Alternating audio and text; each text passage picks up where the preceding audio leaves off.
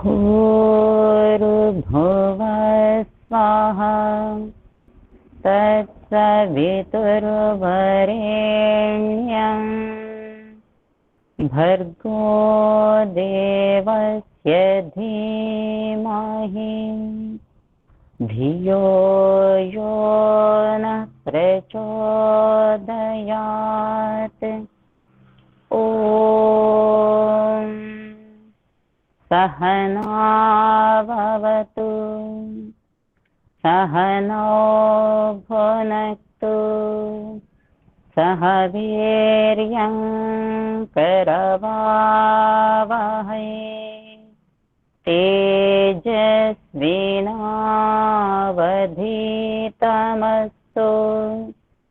मा विद्विषावहै। ॐ शान्ति शान्ति शान्तिः। सर्वेभ्यो नमः।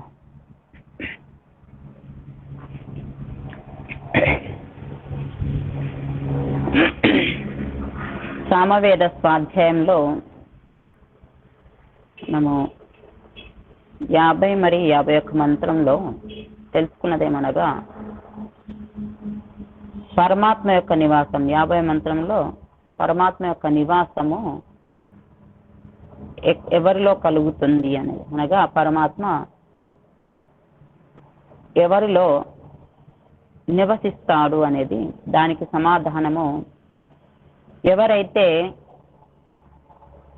హింసా ప్రవృత్తి లేకుండా విశాలమైనటువంటి హృదయం కలిగి తన ఇంద్రియాలను వశంలో పెట్టుకొని దేవతలుగా దివ్య గుణాలను పొంది దేవతలుగా ఎవరవుతారో, మిత్ర భావనతో మధుర భాషణతో ఎవరైతే ఉంటారో వారి లోపల పరమాత్మ యొక్క నివాస స్థానము కలుగుతుంది, పరమాత్మ నివసిస్తాడు అని తెలుసుకున్నాము. 51వ మంత్రంలో మోక్షాన్ని పొందడం కొరకు 4 సాధనాలు తెలియజేశారు. అందులో ఒకటేంటంటే దేవతలకు సేవకుడుగా, అనగా పరమాత్మ యొక్క సేవకుడు అవ్వడము, ఇంద్రియాలను వశంలో పెట్టుకొని పరమాత్మ సేవకుడు అవ్వడము, ప్రకృతికి సేవకుడు కాకుండా పరమాత్మ యొక్క సేవకుడు అయ్యి ముందుకు ఎల్లప్పుడూ ముందుకు నడుచుకుంటూ, అనగా ధ్యానాన్ని పొందుతూ, పరమాత్మ యొక్క ధ్యానాన్ని పొందుతూ ముందుకు వెళుతూ ఈ ప్రపంచాన్ని ఒక క్రీడా స్థలంగా అనుకొని పరమాత్మకు సమానంగా ఐశ్వర్యాన్ని పొంది పరమాత్మ సన్నిధిలో చేరుకోవడం, అదే మోక్షానికి ఇవి 4 మార్గాలు చెప్పారు. అనగా పరమాత్మ యొక్క భక్తులు అవ్వడము, మరియు అతని యొక్క జీవన సూత్రం మార్గం ఏంటి అంటే కేవలము ముందుకే వెళ్ళమనగా మంచి మార్గంలో వేద విహిత కర్మలు చేసుకుంటూ ముందుకు వెళ్ళడము, మరియు ఈ ప్రపంచాన్ని ఒక ఆట స్థలంగా అనుకొని అందులో ఒడిదుడుకులు కలుగుతూ ఉంటే వాటిని ఎదుర్కొంటూ సంతోషంగా ఆహ్వానిస్తూ అందరితో ప్రేమ భావనతో ఉంటూ, మరియు కూర్చున్నా లేచిన ప్రతి నిమిషము పరమాత్మ యొక్క నామస్మరణ చేస్తూ ప్రతి క్షణము ఈ విధంగా ముందుకు వెళ్తే పరమాత్మ యొక్క దర్శనం కలుగుతుంది, మోక్షానికి సాధనం అనేది ఇది తెలియజేయబడింది.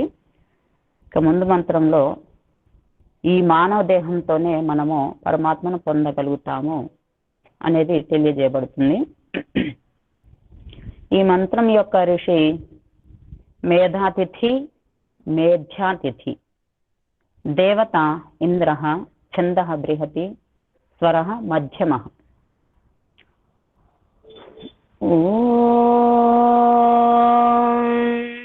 అధజ్మో అధవా దివో బృహతో రోచనాదధి అయావర్ధస్వతన్వా గిరా మమ జాతా సుక్రతో ప్రణా.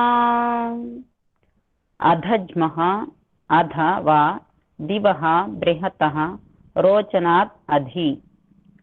అయా వర్ధస్వ తన్వా గిరా మమ జాత సుక్రతః ప్రేణ. పదచ్ఛేదము. పరంపిత పరమాత్మ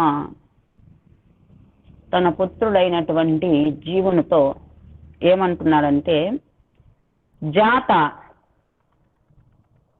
ఉచ్చయోని మే ఉత్పన్న ఆత్మన్, గొప్ప యోనిలో ఉన్నతమైనటువంటి యోనిలో ఉత్పన్నమైనటువంటి ఓ జీవుడా, ఓ ఆత్మన్, తుझे मैंने सर्वोच्च योनि में जन्म दिया है, నేను నిన్ను నీకు అన్నింటికంటే ఉత్తమమైన జన్మలో ఉత్తమమైనటువంటి యోనిలో జన్మనిచ్చాను. నీకు ఈ దేహంలో ఉండి ఏదైతే నీ లక్ష్యం ఉందో అది పూర్తి చేసుకోవడం కొరకు అన్నింటికంటే ఉత్తమమైన సాధనం అనగా దేహము ఏదైతుందో దానిని నీకు ఇచ్చాను. అతః అందుకే సుక్రతః उत्तम प्रज्ञा उत्तम कर्मों तथा उत्तम संकल्पों वाला होकर प्रेरणा सुखी हो. అందుకే సుక్రతః అనగా ఇక్కడ మంచి కర్మలు చేస్తూ, క్రతు అనగా మంచి కర్మలు చేస్తూ అనగా ఉత్తమ ప్రజ్ఞ, మంచి కర్మలు చేస్తూ మంచి బుద్ధిని పొంది, ప్రజ్ఞాబుద్ధిని పొంది ఉత్తమ కర్మలు చేస్తూ ఉత్తమ సంకల్పాలను కలిగించుకొని నీవు సుఖీ హో, ప్రేణ అనగా ఇక్కడ సుఖం కలిగేవాడు, సుఖవంతుడవు అగుము అని. मनुष्य को चाहिए कि मानव देह को प्राप्त करके अपनी प्रज्ञा, कर्मों व संकल्पों को उत्तम बनाकर मस्तिष्क, भुजाओं व हृदय सभी का ठीक विकास करे. మానవునికి కావాల్సిందేమనగా, మానవుడు చేయవలసింది లేదా కోరుకోవాల్సింది ఏంటంటే, మానవ దేహాన్ని పొంది, మానవ శరీరం ఏదైతే పొందాడో ఆ మానవ శరీరాన్ని పొంది సద్బుద్ధిని, తన యొక్క బుద్ధిని, ప్రజ్ఞను మరియు ఉత్తమ కర్మలను, సంకల్పాలను ఉత్తమంగా చేసుకొని మస్తిష్కాన్ని, బుద్ధి ద్వారా మస్తిష్కంను, కర్మల ద్వారా బాహువుల భుజాలను మరియు సంకల్పాల ద్వారా హృదయాన్ని ఉన్నతంగా చేసుకోవడం. ఇక్కడ మస్తిష్కాన్ని, భుజాలను మరియు హృదయాన్ని ఉన్నతంగా చేసుకోవడం అనగా శారీరకంగా సాత్విక ఆహారం తీసుకొని శరీరాన్ని పుష్టిగా చేయడం అని కాదు, లేక పహల్వాన్ ఆ విధంగా అవడం కాకుండా శరీరాన్ని ఆరోగ్యంగా, దృఢంగా మరియు బలవంతునిగా చేసుకోవాలి. కానీ ఇక్కడ ఏంటి అంటే, ఏ విధంగా చేసుకోవాలి బలవంతులుగా అంటే, మస్తిష్కాన్ని బలంగా చేసుకోవడము, ఉన్నతంగా చేసుకోవడం అంటే జ్ఞానంతో, పరమాత్మ ద్వారా ఇవ్వబడినటువంటి జ్ఞానం ఏదైతుందో ఆ జ్ఞానంతో, మరియు భుజాలను ఉన్నతంగా చేసుకోవాలి అంటే ఉత్తమ కర్మలు చేయడము, దేశ రక్షణ, మన సంస్కృతి రక్షణ, వేద విద్య రక్షణ, ఈ విధంగా చేస్తూ దాన ధర్మాలు చేయడమే భుజాలను రక్షించుకోవడము, ఉన్నతంగా చేసుకోవడము. అదేవిధంగా హృదయాన్ని కూడా ఉన్నతంగా వికాసంగా చేసుకోవాలి అంటే ప్రేమ భావన, కరుణ భావన హృదయంలో తీసుకోవడం, నింపుకోవడం. ఈ విధంగా మానవుని యొక్క ఈ శరీరాన్ని పొందినందుకు చేయవలసిన కర్మలు ఇవి. అనగా పరమాత్మ ఏదైతే ఇచ్చాడో సృష్టి ప్రారంభంలో ముందుకు చెప్తున్నారు ఎక్కడ అంటే, ఏ సబ్ బాత్ హోంగి కైసే అనగా ఈ మస్తిష్కాన్ని మరియు కర్మలను, తర్వాత హృదయాన్ని విశాలంగా, వికాసంగా, ఉన్నతంగా చేసుకోవాలి అంటే ఇవన్నీ ఏ విధంగా అవుతవి, ఎలా చేసుకోవాలి అనే ఒక ప్రశ్నకు సమాధానం ఏంటి అంటే, ప్రభు కైతే హే, దానికి సమాధానం పరమాత్మనే చెప్తున్నాడు. ఏమని? ఇదే మంత్రంలో మమ గిరా, గిరా మమ, ఇందాక చెప్పిన అయా వర్ధస్వ తన్వా గిరా మమ జాత సుక్రతోపిన. గిరా మమ, మమ గిరా. సంస్కృతం శబ్దాలను ఏ విధంగా జోడించినా అర్థము ఏ విధంగా అయినా వస్తుంది, సరైన అర్థమే వస్తుంది. కాబట్టి దాన్ని గిరా అనగా ఇక్కడ వేదవాణులు, పరమాత్మ ద్వారా ఇవ్వబడినటువంటి వేద జ్ఞానము ఏదైతుందో పరమాత్మ ఏమంటే మమ గిర, మమ అనగా నా యొక్క వేదవాణుల ద్వారానే ఇవన్నీ కలుగుతవి అనేది. పరమాత్మ ద్వారా ఇవ్వబడినటువంటి వేదవాణి ద్వారానే ఆ వేదవాణిని గిర అనగా వేదవాణులు ఏవైతున్న వాటిని పరమాత్మ ఎప్పుడిచ్చాడు అంటే సృష్టి ప్రారంభంలో. ఎప్పుడైతే పరమాత్మ ఈ సృష్టిని రచించాడో ఆ సృష్టిని రచించినప్పుడు వేద జ్ఞానాన్ని కూడా దానితో పాటు అందించాడు. పరమాత్మ యొక్క జ్ఞానం ఏదైతుందో అది అందించాడు. ఎందుకనగా ఈ సృష్టిని రచించడం ఎందుకు, మరి జ్ఞానాన్ని ఇవ్వడం ఎందుకు అంటే జీవుడు అల్పజ్ఞుడు, తను స్వయంగా ఏ సాధనం లేకుండా లేదా ఎవరి సహాయత లేకుండా ఏమి చెయ్యలేడు. కాబట్టి పరమాత్మ జీవుని పట్ల కృపా కటాక్షముతో కరుణ భావనతో ఈ ప్రపంచాన్ని రచించాడు. ఈ ప్రపంచంలో ఎన్నో యోనులున్నవి. ఆ యోనులల్లా ఒకటి ఉత్తమమైన యోని మానవ యోని. ఎందుకంటే ఇతర ప్రాణులన్నీ పరమాత్మను తెలుసుకోలేవు, తనను తాను తెలుసుకోలేవు, మరియు ఈ ప్రకృతి ఏంటో అది కూడా తెలుసుకోలేదు. కానీ ఒకటి కేవలం మానవుడు మాత్రమే తెలుసుకోగలుగుతాడు. కాబట్టి ఈ ప్రపంచాన్ని మొత్తము రచించింది పరమాత్మ జీవుని కొరకే. ఏ జీవుని కొరకు? మానవ దేహంలో ఉన్నటువంటి జీవుని కొరకు ఈ ప్రపంచాన్ని రచించి ఇచ్చాడు. అందులో మానవ దేహంలో ఒక సాధనం అన్ని ఉత్తమమైన యోని మానవ యోని, మరియు దానికి అందులో ఉత్తమమైనటువంటి ఒక సాధనాన్ని ఇచ్చాడు, అది బుద్ధి. ఆ బుద్ధిని ఉన్నతంగా చేసుకోవాలి అంటే అది ఒకే ఒక మార్గము వేదవాణి. సృష్టిని రచించి ఎన్ని సంవత్సరాలు అయింది అంటే ఇప్పటి వరకు మనం ప్రతినిత్యము సంకల్పంలో చెప్పుకుంటాము, ఏకో బృంద 97 కోట్య అనగా 197 కోట్ల సంవత్సరాల 29,49,122వ సంవత్సరం నడుస్తున్నది ఈ సృష్టి సంవత్సరం. పరమాత్మ ఈ సృష్టిని రచించాడు. రచించి ఎన్ని సంవత్సరాలు అనగా 197,29,49,122 అనగా ఈ పరమాత్మ యొక్క సృష్టి సమయం కాలం ఎంత అంటే ప్రళయము మరియు ఏదైతే నడుస్తుందో స్థితి దాన్ని బట్టి రెండింటిని కలిపి 864 కోట్ల సంవత్సరాలు అంటే 432 సంవత్సరాలు, 432 కోట్ల సంవత్సరాలు దినము మరియు 432 కోట్ల సంవత్సరాలు రాత్రి. ఎవరిది? అది పరమాత్మ యొక్క, జీవునికి కాదు, అక్కడ పరమాత్మ యొక్క సృష్టిని లెక్కించుకుంటూ పోతే మనం చాలా వరకు ఉన్నాయి మన్వంతరాలు అవి అని. ఏ విధంగా అయితే మనకు 24 గంటలకు ఒక దినము, అదే విధంగా వారము, నెలలు, 15 రోజులు, తర్వాత నెలలు, ఆ విధంగా పాక్షికం అని అంటారు. 15 రోజులు పాక్షికం, ఆ విధంగా పెట్టి పరమాత్మ 365 రోజులకు ఒక దినం పెట్టాడు. ఒక సంవత్సరం చేశాడు పరమాత్మ మా జీవునికి. అదే విధంగా సృష్టి సంవత్సరాలు 432 కోట్ల సంవత్సరాలు ఒక దినం, పరమాత్మ యొక్క దినం. అదేవిధంగా ప్రళయం కూడా.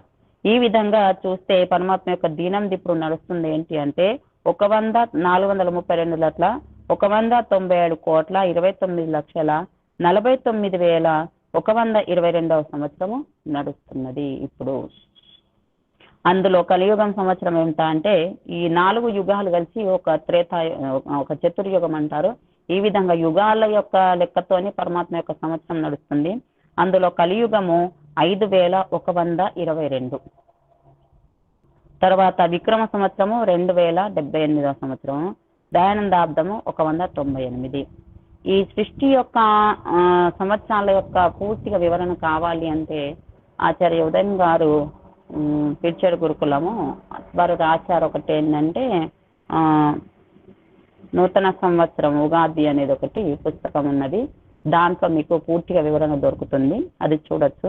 కాబట్టి మనం ఇక్కడ తెలుసుకోవాల్సింది ఏంటి అంటే ఇక్కడ పరమాత్మ యొక్క సృష్టి సంవత్సరంలో అంటే ఇప్పుడు సృష్టి ప్రారంభం చేసినప్పటి నుంచి ఇప్పటి వరకు ఎంత అయిందో చెప్పాను.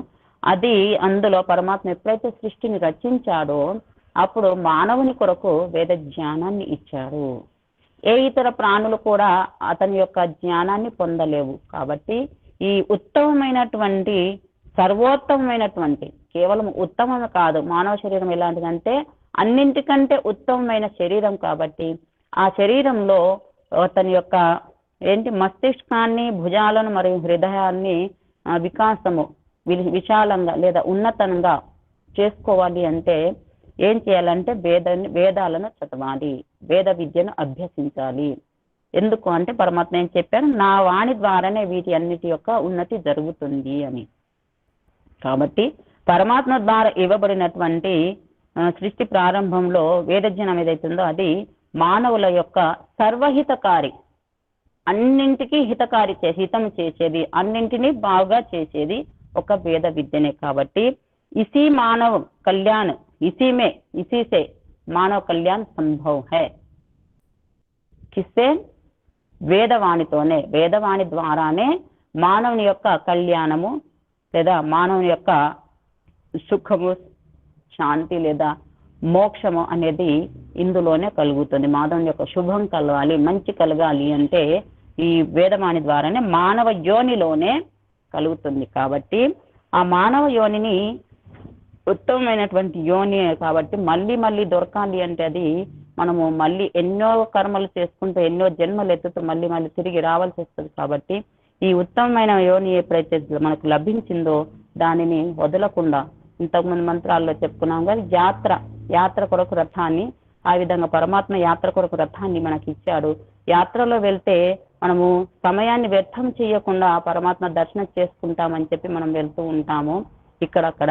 అదే విధంగా ఈ జీవన యాత్రలో పరమాత్మ పంపినటువంటి ఈ ప్రపంచ యాత్రలో మనము సమయాన్ని వృధా చేయకుండా, వ్యర్థం చేసుకోకుండా క్షణము పరమాత్మ సన్నిధిన చేరి పరమాత్మ ద్వారా ఇవ్వబడినటువంటి వేదాలను అధ్యయనం చేస్తూ ఆ వేదవిహిత కర్మలు చేస్తూ ఇతరులకు ఉపయోగం చేస్తూ జ్ఞానం ద్వారా మస్తిష్కాన్ని పెంపొందింప చేసుకోవాలి, ఉన్నత స్థానానికి తీసుకొచ్చుకోవాలి.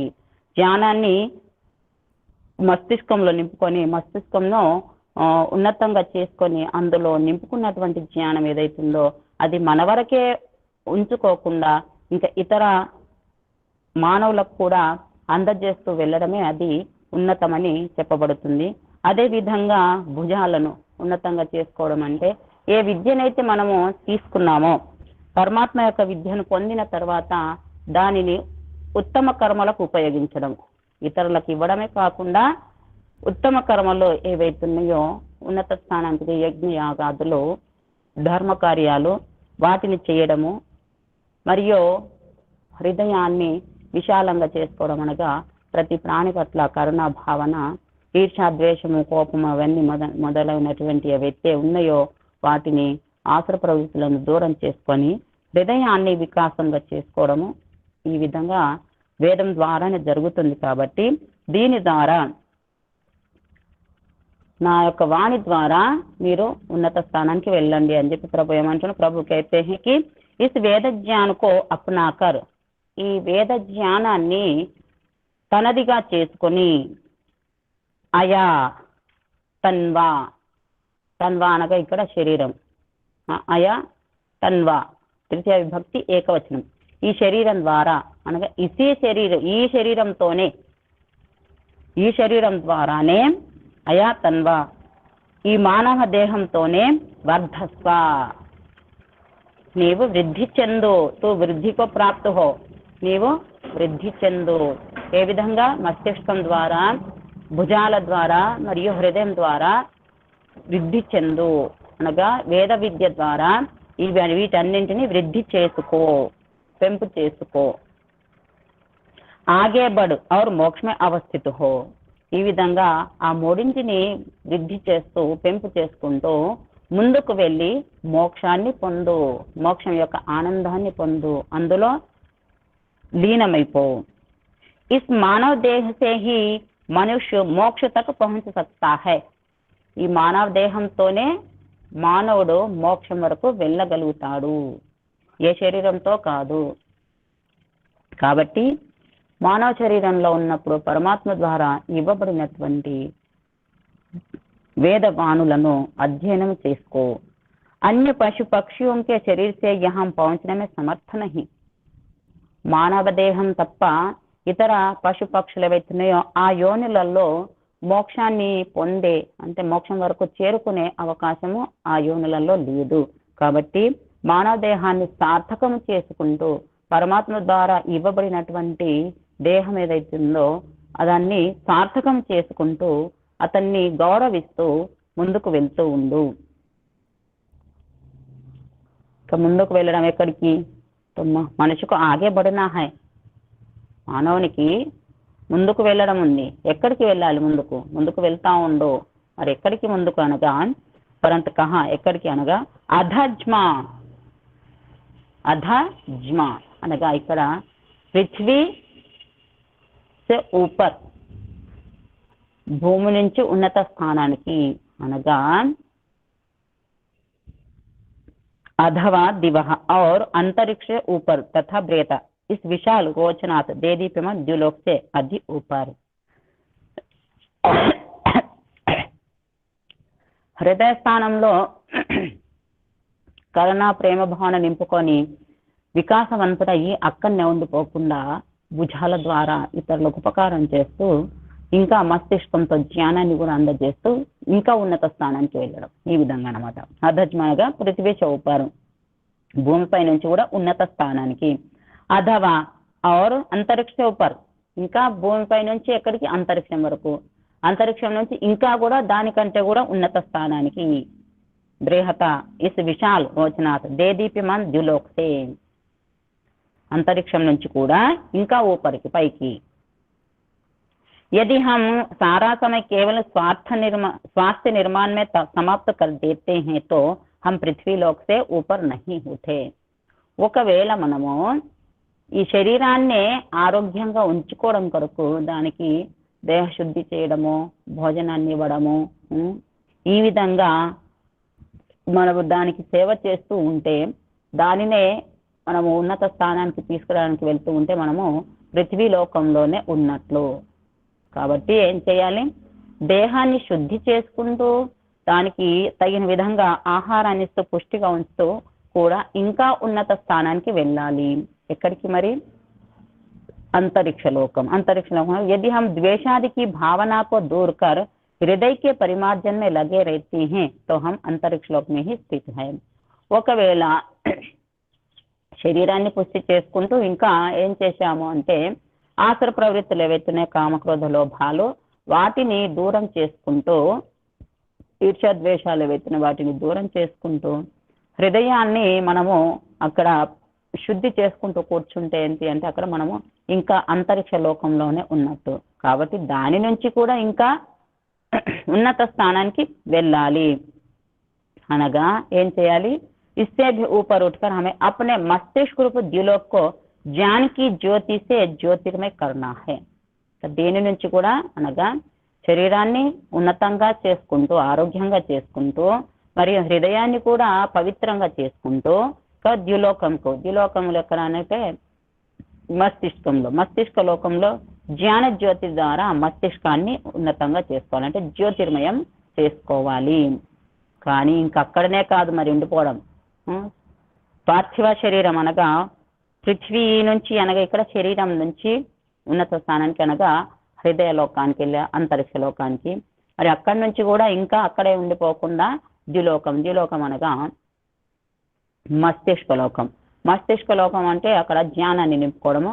ఇక పూర్తిగా జ్ఞానాన్ని, శరీరం కూడా ఆరోగ్యంగా అయిపోయింది, శరీరం కూడా బలంగా అయిపోయింది, మరి హృదయం కూడా శుద్ధమయ్యి పవిత్రమయ్యి అది కూడా దృఢంగా అయిపోయింది.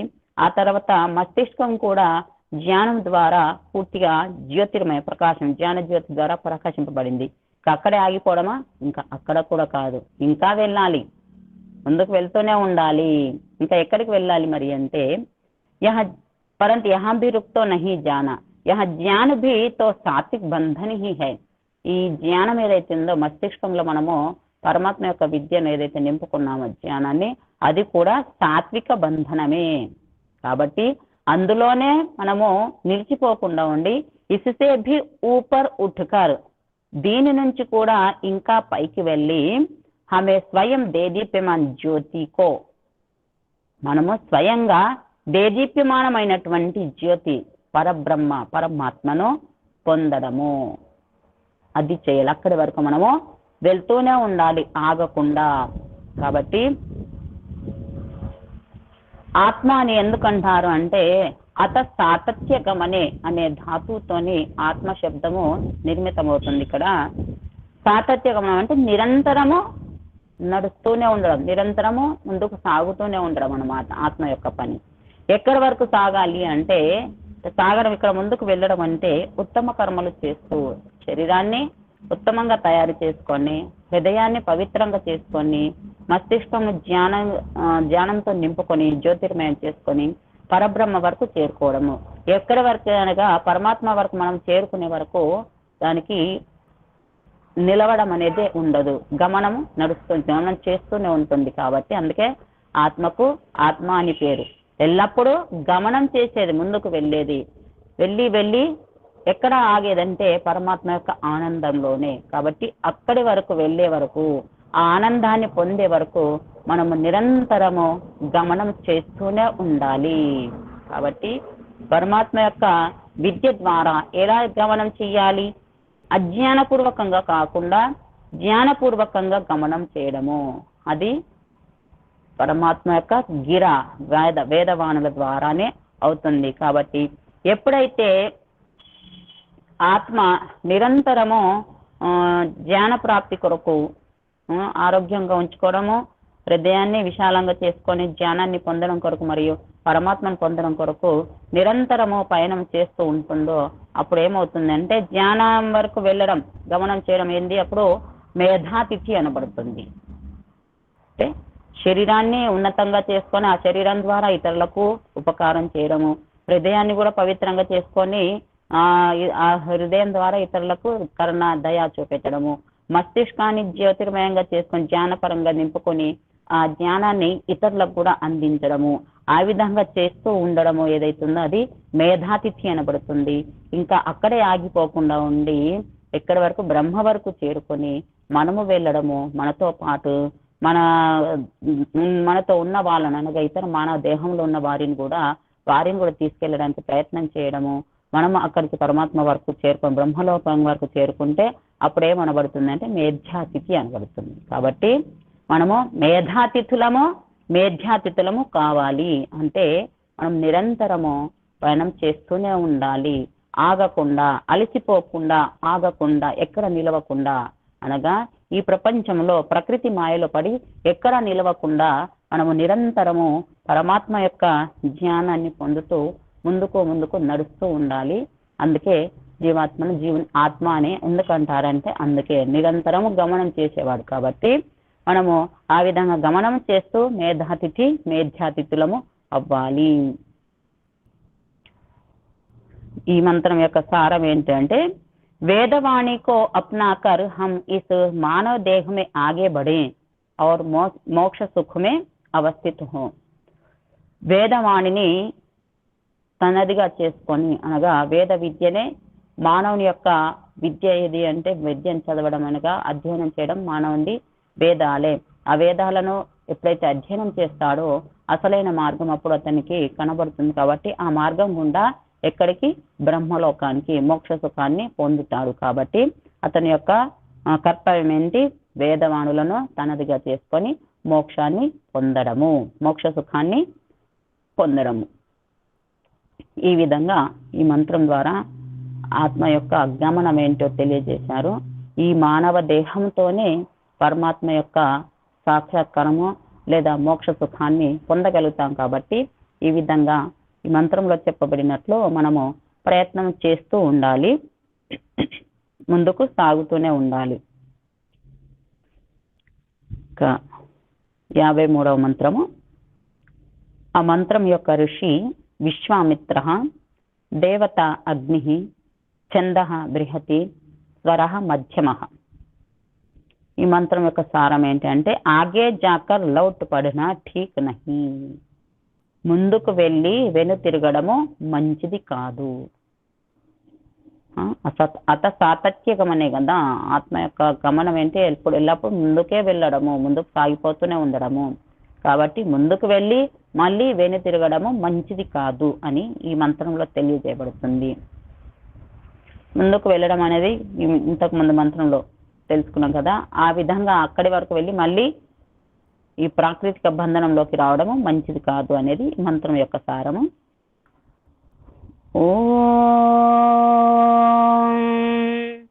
కాయమానో వనాత్వం జన్మాత్రిర జగన్నపః న తత్తే అగ్నే ప్రమృషే నివర్తనం యద్దూరే సన్నిహా భువః.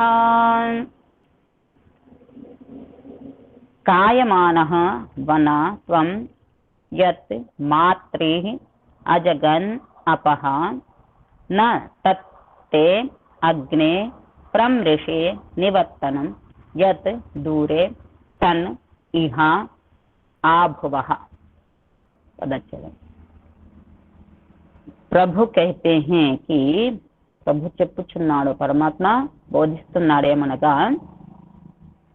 అగ్నే హే ఆగే బడినే వాలే జీవు, నీవు ముందుకే వెళ్ళేటువంటి ఓ జీవుడా, ఓ మున్ముందుకు వెళ్ళేటువంటి జీవుడా, ఆత్మన్ త్వం తూ నీవు వన ఉపాసన తథా ప్రకాష్ కి కిరణం అర్థాత్ జ్ఞాను కో. ఉపాసన అనగా పరమాత్మ యొక్క సన్నిధిలో చేరి పరమాత్మ యొక్క గుణాలను చెప్పుకుంటూ మరియు ప్రకాశ కిరణాల ద్వారా లేదా ప్రకాశ కిరణాలను అనగా జ్ఞానాన్ని కాయమానః, కాయమానః కోరుకోవడం, కాయమానః కామయమానః ఇక్కడ కోరుకోవడం అనగా నీవు ఎల్లప్పుడూ ముందుకు నడుస్తూనే ఉండు, ముందుకు నడుస్తూ కూడా నీ యొక్క పని ఏంటి అంటే పరమాత్మను కోరుకోవడము, పరమాత్మ యొక్క జ్ఞానం ఏదైతుందో దానినే కోరుకుంటూ యత్ జో ఏదైతే మాత్రీహి ధన్ కా నిర్మాణ్ కర్నే వాలే, ధనమును నిర్మాణం చేసేటువంటి మరియు और మరియు धन में ఆసక్తి కర్కే, ధనాన్ని సంపాదించేటువంటి ధనంను నిర్మాణం చేసేటువంటి కర్మలు ఏవైతే ఉన్నాయో వాటిని మరియు ధనం లోపల ఆసక్తిని చేసుకొని ఆసక్తుడవయ్యి ఉపాసన వ జ్ఞాన సే దూర్ లే జానే వాలే, ఉపాసన లేదా జ్ఞానంను ఏదైతే ఉందో జ్ఞానం దాని నుండి దూరము తీసుకెళ్లేటువంటి అతేవ అందుకే హింసక అలాంటి కర్మలు ఏవైతే హింసక కర్మలు అపహానగా ఇక్కడ కర్మలను పరమాత్మ దగ్గర నుండి లేదా జ్ఞానం పరమాత్మ జ్ఞానం నుండి దూరం తీసుకెళ్లేటువంటి కర్మలు ఏవైతే ఉన్నాయో వాటిని అజగన్ ప్రాప్తు హువా హై, నీవు పొందావు, మళ్ళీ ఆ కర్మలను పొందావు. తే తేరే నీ యొక్క తత్ ఉస్ ఆ నివర్తనం ఫిర్ లౌట్ పడినేకో, మళ్ళీ తిరిగి ఎక్కడి వరకు నువ్వు చేరుకున్నావో చేరుకొని మళ్ళీ అక్కడి నుంచి తిరిగి ఫిర్ లౌట్ పడినేకో నా నహి ప్రమృషే, ప్రమృషే నహి నేను నిన్ను క్షమించను అనగా నువ్వు ఏదైతే మంచి కర్మలు చేస్తూ అనగా మస్తిష్కం హృదయం ఈ విధంగా అన్నింటిని ఉత్తమంగా చేసుకొని ముందుకు వెళ్ళి మళ్ళీ వాపస్ ఎప్పుడైతే తిరిగి వచ్చినావో అప్పుడు నేను నిన్ను బాగుగా అనుకోను, నువ్వు చేసిన పని మంచిది కాదు, అది మంచి పని కాదు అని అనుకుంటాను అనగా నేను నిన్ను క్షమించను అని. ఇక్కడ ధనము సంపాదించడం ఏదైతుందో ధనము ఒక దిశానిర్దేశం, ధన్ కా ఏక్ అచ్చా పహలు హై, ఒక మంచి మార్గమే. ధనం ఏదైతుందో ఐశ్వర్యం ఉంటేనే అంటే మనకు శరీరంలో ఉన్నప్పుడు మానవ దేహంలో ఉన్నప్పుడు దానికి తగిన విధంగా పోషణ చెయ్యాలి లేదా జ్ఞానాన్ని పొందాలన్నా లేదా హృదయాన్ని వికాసం చేసుకోవాలన్నా ఇక్కడ భౌతిక ధనం అవసరమే, అది లేకుండా కూడా కాదు. కాబట్టి కేవలం దాన్ని ఏ విధంగా ఉపయోగించుకోవాలంటే అది మనల్ని పతనానికి కారణం కాకుండా ఉండేటట్లు, ధనం అనేది వివాదాస్పదం కాదు, అది మంచిది కాదు అనేది కాదు అక్కడ, కానీ అది మంచిదే. కానీ ఏ విధంగా ఉపయోగించుకున్నప్పుడు సదుపయోగం చేసుకున్నప్పుడు అది పరమాత్మ మార్గంలో వెళ్ళడానికి ఉపయోగించుకున్నప్పుడు అది మంచిది. కాబట్టి ఈ విధంగా నువ్వు జ్ఞానం వైపు అనగా ఉన్నత స్థానానికి వెళ్ళి నీ హృదయాన్ని, మస్తిష్కాన్ని మరియు భుజాలను ఆ విధంగా అనగా పృథ్వీలోకం నుంచి, అంతరిక్ష లోకం నుంచి, మస్తిష్క లోకం నుంచి కూడా బ్రహ్మలోకంకు వెళ్ళి తర్వాత నువ్వు మళ్ళీ ఉల్టా తిరిగేసి వెనుతిరిగి రావడం, అక్కడ ఏం కాయనంటే పిరికి వాళ్ళలాగా అయిపోతుంది. కాబట్టి ఆ విధంగా కాకుండా నీవు మళ్ళీ భౌతిక వాసనలో పడకుండా, ఆసక్తిలో కాకుండా వెనుదిరగకుండా ఉండడము ఏ విధంగా అయితే ఉంటుందో ఇక్కడ చెప్పారు ఉదాహరణతో. यह ఆధ్యాత్మిక ఉన్నతి के लिए विघातक व अनावश्यक है. ఏదైతే ఈ ధనం ఉందో ప్రాకృతిక ధనము విషయాలలో పడేసి ప్రాకృతిక ధనము మరియు మళ్ళీ ఏం చేసిన ఆధ్యాత్మిక ఉన్నతి ఏదైతే జరిగిందో దాని నుండి విఘాతం చేస్తుంది. ఆ విధంగా కాకుండా నీవు మంచి పనులలో ఉపయోగించుకొని మంచి మార్గంలో వెళ్తే ఆ విధంగా నీకు విఘాతం కలగదు. ఎప్పుడు उपासना व ज्ञान की ओर चलकर माया से आकृष्ट हो फिर धनार्जन के कामों में उलझ जाना, यह फिर लौट पड़ना అవనతి का कर्म है. अतः त्याज. ధనం ఏదైతుందో అది శరీరానికి అవసరమే, కానీ ఎప్పుడైతే అది ఈ ధనాన్ని ఆర్జించడానికి అనగా ఉపాసన ద్వారా, జ్ఞానం ద్వారా బ్రహ్మలోకం వరకు వెళ్ళే స్థితికి వచ్చిన తర్వాత మళ్ళీ ఈ మాయలో ఆసక్తుడయ్యి నువ్వు అందులో అవనతికి కర్మలు చేస్తావు, అంటే కింది అధోగతి పాలయ్యేటువంటి కర్మలు చేస్తావు. కాబట్టి ఆ విధంగా చేయడం అది మంచిది కాదు. అది ఎలా ఉంటుంది అంటే प्रभु जीव से कहते हैं कि हे जीव, यह जो दूरेसन बहुत दूर आगे बढ़ा हुआ होकर నీవు చాలా దూరంగా చాలా ముందుకు వెళ్ళిన వాడవయ్యి ఇహ ఆభువ ఫిర్ వహీ కామి కర్మమే రేగయా. ఏ విధంగా అవుతుందంటే మళ్ళీ నువ్వు ధనాన్ని సంపాదించడం కొరకు అనగా భౌతిక ఐశ్వర్యాన్ని సంపాదించుకోవడం కొరకు మళ్ళీ నువ్వు తిరిగి వస్తే ఏమవుతుంది అంటే అక్కడ ఎంతో దూరం వరకు వెళ్ళిన వాడవై మళ్ళీ తిరిగి కామ్యకర్మల్లో ఉండిపోయిన వాడవు అవుతావు. కాబట్టి ఇది మంచిది కాదు. ఉదాహరణకు చెప్తున్నారు, జిస్ ప్రకార్ గృహస్థ ఆశ్రమం బడా సుందర్ హై. ఇక్కడ మనకు అర్థం కావడం కొరకు విషయాన్ని మోక్షం వరకు వెళ్ళి మళ్ళీ భౌతిక ప్రపంచంలోకి రావడం ఎలా ఉంటుంది అనేది ఇక్కడ ఉదాహరణ ఇచ్చి చెప్తున్నారు మనకు. గృహస్థాశ్రమం ఏదైతే ఉందో అది చాలా ఉత్తమమైంది, సుందరమైంది, మంచిది. బ్రహ్మచర్య के बाद एक व्यक्ति गृहस्थ में प्रवेश करता है. బ్రహ్మచర్యం తర్వాత ఒక వ్యక్తి గృహస్థంలోకి ప్రవేశిస్తాడు. పేద విద్యను పొంది బ్రహ్మచర్య ఆశ్రమం నుంచి గృహస్థాశ్రమంలోకి ఎప్పుడైతే ఓ వ్యక్తి వెళ్తాడో అప్పుడు అతన్ని అందరూ గౌరవిస్తారు, సన్మానిస్తారు. గృహస్థాశ్రమంలోకి ఎంత గౌరవపూర్వకంగా వారిని సన్మానించి వారికి తగిన విధంగా సత్కారం చేస్తారు. ఆ తర్వాత ఏమవుతుంది అంటే గృహస్థాశ్రమం నుంచి వానప్రస్థుడయ్యవడం, వానప్రస్థాశ్రమంలోకి వెళ్తే కూడా గౌరవం ఉంటుంది. అదే విధంగా సన్యాసాశ్రమంలోకి వెళ్ళినా అక్కడ అంటే ఒకదాన్ని దాటుకుంటూ వెళ్తా ఉంటే అక్కడ గౌరవం పెరుగుతుంది. కానీ సన్యాసాశ్రమం వరకు వెళ్ళి మళ్ళీ తిరిగి గృహస్థాశ్రమంలోకి వస్తే అప్పుడు అందరు ఏమనుకుంటారు, అతన్ని అప్రియంగా మాట్లాడుకుంటారు, ద్వేషిస్తారు, అసహ్యించుకుంటారు. అదే విధంగా ఏ విధంగా అయితే గృహస్థాశ్రమం నుంచి వానప్రస్థము సన్యాసం తీసుకున్న తర్వాత మళ్ళీ గృహస్థాశ్రమంలోకి వస్తే లోకము అసహ్యించుకుంటుందో, బాగుగా అనిపించదో, అదే విధంగా బ్రహ్మలోకం వెళ్ళే వరకు అంటే చాలా దూరం వరకు దూరేసన్ ఇహ ఆభువ, చాలా దూరం వరకు వెళ్ళి అనగా బ్రహ్మలోకం వరకు వెళ్ళి పరమాత్మ యొక్క మోక్షాన్ని, సుఖాన్ని పొందేంత స్థితి వరకు వెళ్ళి మళ్ళీ తిరిగి ఈ మాయలో ఆకర్షితుడవయ్యి మళ్ళీ భౌతిక ధనాన్ని సంపాదించడం కొరకు ఎప్పుడైతే నువ్వు తిరిగి వస్తావో అప్పుడు పరమాత్మ కూడా అదే చెప్తున్నాడు, ఆ విధంగా జరిగితే నేను కూడా నిన్ను క్షమించను, అది మంచి పని కాదు అని.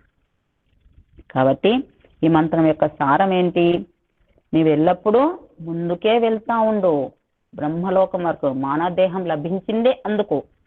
ఈ మానవ దేహం తప్ప ఇంకే శరీరంలో కూడా మనము పరమాత్మను లేదా ఆత్మ సుఖాన్ని పొందలేం. కాబట్టి ఆ మానవ దేహం ఏదైతే లభించిందో దానిని ముందుకే తీసుకెళ్తా ఉండు. అత సాతత్యగమనే నిరంతరము ఎల్లప్పుడూ ముందుకే నడవడము.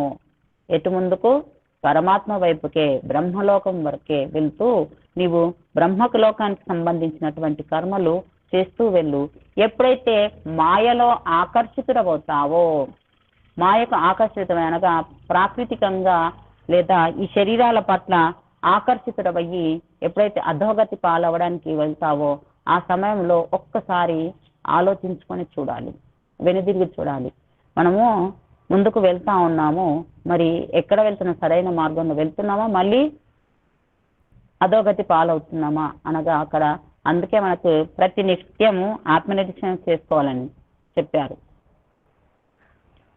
ఆత్మనిరీక్షణగా ఉదయం నుంచి సాయంత్రం వరకు మనము ఏ ఏ కర్మలు చేశాము, పాపకర్మలు ఎన్ని చేశాము, పుణ్యకర్మలు ఎన్ని చేశాము, నిష్కామ కర్మలు ఎన్ని చేశాము, కామకర్మలు ఎన్ని చేశాము, ఈ విధంగా మనము ప్రతి నిత్యము ఆత్మనిరీక్షణ ద్వారా తెలుసుకొని వెళ్తూ ఉంటే మనం చేసే కర్మల్లో అందులో మనకు లోటుపాట్లు ఇంకెవరో సూచించడం కాకుండా అక్కడ మన లోటుపాట్లు ఏవైతున్నాయో వాటిని మనమే చూసుకుంటూ వెళ్తే అప్పుడు మనము మోక్ష మార్గానికి చేరుకునే అవకాశం ఉంటుంది.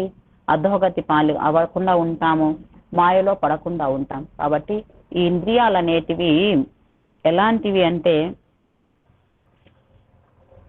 ఎక్కడైతే పచ్చ కనబడుతుందో అక్కడికి తీసుకెళ్లడం, అదే పని వాటి పని. ఎందుకంటే ఇంద్రియాలు జడముతో తయారైనవి, అనగా ప్రాకృతిక పదార్థాలతో తయారైనవి. ఆ ఇంద్రియాలు ఏవైతున్నాయో సాధనాలు అవి భౌతిక పదార్థాలతో తయారైనవి కాబట్టి అవి ఆ వైపుకే తీసుకెళ్తూ ఉంటాయి. కానీ ఇంద్రియాలను నడిపించే వారు ఎవరైతే ఉన్నారో అతను మాత్రము ఈ ప్రాకృతిక పదార్థంతో తయారు కాలేదు. అతన్ని ఎవరు కూడా నిర్మాణం చెయ్యలేదు. పరమాత్మ కూడా జీవాత్మను నిర్మాణము చెయ్యలేదు.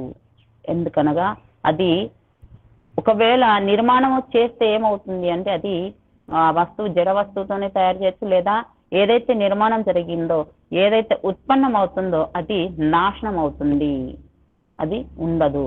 కాబట్టి ఒకవేళ జీవాత్మ నిర్మాణం చేయబడింది అయితే అది నాశనం అవుతుంది. కాబట్టి అందులో ఏ పదార్థం వేసినా, ఏ జ్ఞానం ఏదైతుందో, మనము కర్మలు ఏవైతే చేస్తున్నామో అవి కూడా నాశనం అయిపోతాయి. కాబట్టి జీవాత్మ అనేది నాశనం అయ్యే తత్వం కాదు.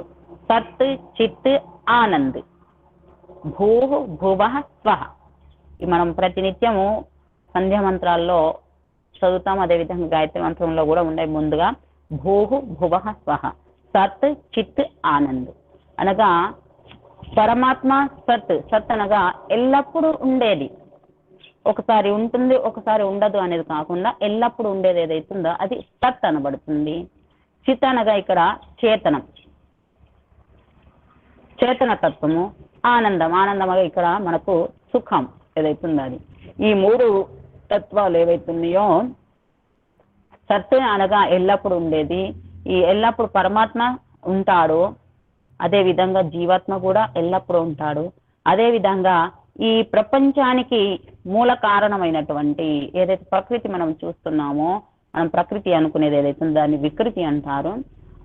ఈ కనబడే ప్రపంచం ఏదైతే ఉందో దానికి సూక్ష్మంగా వెళ్తూ ఉంటే దీనికి మూల కారణం ఒకటి ఉంటుంది. అదే మూడింటి ద్వారా నిర్మించబడింది, దానిని ప్రకృతి అంటారు. ఆ ప్రకృతి ద్వారానే ఈ వికృతి తయారవుతుంది. ఆ ప్రకృతి ఏంటి? సత్వ రజస్ తమస్, ఈ మూడింటిని కలిపి ప్రకృతి అంటారు. అది కూడా ఎల్లప్పుడూ ఉండేది. దానిని కూడా ఎవరూ తయారు చేయలేదు, పరమాత్మ తయారు చేయలేదు, జీవుడు తయారు చేయలేదు, దేవుని వశమే కాదు అది. కాబట్టి వీటిని సత్, ఈ మూడింటిని సత్ అంటారు, అనగా ఎల్లప్పుడూ ఉండేటివి. తర్వాత చిత్, చిత్ అని అంటే ఇక్కడ చేతన స్వరూపం. చేతనం అనగా చలనం, జ్ఞానాన్ని పొందే అవకాశం, తెలుసుకోనేది మరియు తెలియబడేది ఏదైతుందో అది చేతనం. చేతన పదార్థాలు అనేటివి ఏవైతున్నాయి అవి రెండు, ఏంటి? జీవుడు మరియు పరమాత్మ, ఇవి చేతన తత్వాలు. సత్తత్వాలు మూడు, జీవుడు పరమాత్మ ప్రకృతి. చేతనము రెండు, జీవుడు పరమాత్మ. ఇక ఆనందం, ఆనంద స్వరూపుడు అనగా ఇక్కడ కేవలము పరమాత్మనే. ఆ ఆనందం అనేది పరమాత్మ లోపలనే ఉంటుంది. ఎందుకనగా పరమాత్మ జ్ఞానవంతుడు. ఈ ప్రపంచాన్ని ప్రకృతి నుంచి వికృతిని తయారు చేసే శక్తి పరమాత్మ లోపలనే ఉంది. కాబట్టి ఆ ఆ యొక్క జ్ఞానం పరమాత్మలోనే ఉంది కాబట్టి పరమాత్మ ఆనంద స్వరూపుడు. ఈ జీవాత్మలో ఆ శక్తి లేదు కాబట్టి జీవుడు అల్పజ్ఞుడు, అల్పశక్తిమంతుడు, అసలు శక్తి లేనివాడు. అతనికి శక్తి ఎవరి ద్వారా వస్తుందంటే పరమాత్మ ద్వారానే. కాబట్టి పరమాత్మ జ్ఞానవంతుడు, సర్వశక్తిమంతుడు, సర్వజ్ఞుడు, అంతటా ఉన్నవాడు కాబట్టి అతని యొక్క జ్ఞానము ద్వారా, అతని యొక్క శక్తి ద్వారా ఈ ప్రపంచాన్ని రచించి జీవునికి ప్రపంచం ద్వారానే అనగా శరీరాన్ని ఇచ్చి అతని యొక్క సత్తా ఏందో తెలుసుకోవడం కొరకు శరీరం అనే సాధనాన్ని ఇచ్చి దానిలో ఉత్తమైనటువంటి కారణం బుద్ధినిచ్చి ప్రపంచానికి పంపించారు. కాబట్టి పరమాత్మ ద్వారా ఈ విధంగా చేయబడినటువంటి అతని యొక్క కృపా కటాక్షములతో ఇవ్వబడినటువంటి ఈ శరీరాన్ని మనము సద్వినియోగం చేసుకొని ఈ విధంగా బుద్ధి ద్వారా ఆలోచించి పరమాత్మ ఇచ్చినటువంటి శరీరం ద్వారా పరమాత్మను పొందడానికి మనము ప్రయత్నం చేస్తూ ఉండాలి. ఎల్లప్పుడూ ముందుకే వెళ్ళడానికి ప్రయత్నం చేయాలి. అధోగతి పాలవ్వకుండా ఈ విధంగా మనము తెలుసుకున్నటువంటి విషయాలను సత్ చిత్ ఆనంద్ మనం కోరుకునేది కూడా జీవుడు ఎప్పుడు ఆనందాన్ని కోరుకుంటారు. కేవలం మానవుడే కాకుండా ప్రతి ప్రాణిలో ఏ అయితే యోని ఉందో ఏ యోనిలో ఉన్న ప్రాణులు కూడా అవి సుఖాన్ని కోరుకుంటావి, కష్టాన్ని కోరుకోవు. ఆ శరీరం నుంచి విడదీయడానికి ప్రయత్నం చేస్తే వాటిని ఆ శరీరం నుంచి విడిపోకుండా ఉండడానికి ప్రయత్నం చేస్తాయి. అనగా పరమాత్మ ఏ విధంగా ఇచ్చాడంటే ఏ శరీరంలో ఉంటే ఆ శరీరంలోనే అక్కడ ఆ శరీరం యొక్క స్వాదును, శరీరం యొక్క రుచిని పొందడం కొరకు అలాంటి శక్తిని ఇచ్చి పంపించాడు. కాబట్టి ఇతర ప్రాణులు ఆ శరీరంలో ఉన్నంత వరకు అదే శరీరం అని అనుకుని అదే మొత్తం జీవనం అనుకుని ఆ విధంగా వాటి యొక్క పని కర్తవ్యం ఏదైతే నింపి పంపించాడో అదే విధంగా నడుచుకుంటాయి. కానీ మానవుడు మాత్రము ఈ సాధనం, సర్వోత్తమైనటువంటి సాధనము బుద్ధి ఏదైతుందో దాని ద్వారా ఆలోచించి ఉత్తమ స్థానానికి వెళ్ళగలుగుతాడు. ఒకవేళ ఆలోచించకుంటే ఇతర ప్రాణుల కంటే కూడా హీనుడైపోతాడు. కాబట్టి పరమాత్మ ద్వారా ఇచ్చినటువంటి బుద్ధిని సదుపయోగం చేసుకొని ఈ మానవ శరీరంలోనే పరమాత్మను పొందడానికి తనను తాను తెలుసుకొని ఆనందం కోసం ప్రయత్నం చేస్తాం. కాబట్టి ప్రతి ప్రాణి ఆనందాన్ని, సుఖాన్ని కోరుకుంటుంది. కానీ అవి పూర్తిగా దీర్ఘకాలం వరకు అనగా చాలా కాలం వరకు అనంతమైన ఆనందాన్ని పొందడము ఏదైతుందో అది కావాలంటే కేవలం మానవ శరీరం ద్వారానే అవుతుంది. కాబట్టి దానిని వ్యర్థము చేయకుండా, అధోగతి పాలు కాకుండా బుద్ధి ద్వారా విచారిస్తూ మళ్ళీ వెనుదిరగకుండా పరమాత్మ సన్నిధి చేరుకోవడానికి ఈ పరమాత్మ ద్వారా ఇవ్వబడినటువంటి వేదవాణి ద్వారా మనము ముందుకు వెళ్తూ ఒక పరమాత్మ యొక్క ఆనందం ఏదైతుందో, సుఖం ఏదైతుందో దానిని పొందడానికి ప్రయత్నం చేద్దాము. మానవుని యొక్క లక్ష్యము, ఉద్దేశ్యము మరియు చరమ లక్ష్యము, కేవలం లక్ష్యం అనగా ఇక్కడ ఉట్టి లక్ష్యం చరమ అంటే అంతిమ లక్ష్యము మోక్షాన్ని పొందడమే. కాబట్టి దానిని మనం పొందడం కొరకు ప్రతి నిత్యము మన యొక్క కర్మలు ఏవైతే చేస్తున్నామో మనము వాటిని ఆత్మనిరీక్షణ ద్వారా పరిశీలిస్తూ బుద్ధి ద్వారా విచారిస్తూ మనము చేసినటువంటి కర్మల్లో మనల్ని అధోగతి పాలు చేసే కర్మలు ఏవైతే ఉన్నాయో వాటిని దూరం చేసుకొని ముందుకు పరమాత్మ సన్నిధిని చేరుకునే కర్మలను చేస్తూ మనము వెళ్దాము. ఆ బుద్ధిని, ఆ యొక్క శక్తిని పరమాత్మ మనకు ఎల్లప్పుడూ ప్రసాదిస్తూనే ఉండాలని చెప్పి కోరుకుంటూ ఓం శం.